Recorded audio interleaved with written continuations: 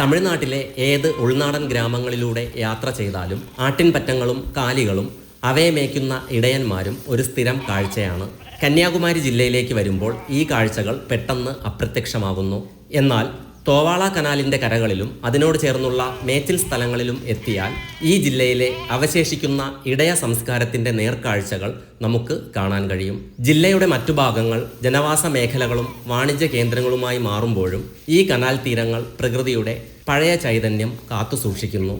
ഇവിടെയുള്ള സമൃദ്ധമായ പുല്ലും ശുദ്ധജലവുമാണ് കന്നുകാലികളെയും ആട്ടിൻപറ്റങ്ങളെയും ഇവിടേക്ക് ആകർഷിക്കുന്നത്.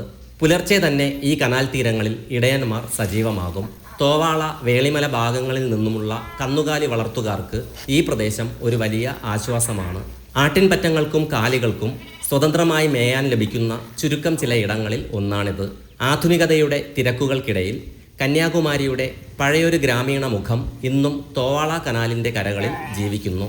നാഞ്ചിനാടിൻ്റെ ചരിത്രവും പാരമ്പര്യവും ഈ ഇടയപ്പാതകളിൽ ഇന്നും മാറ്റൊലി കൊള്ളുന്നു.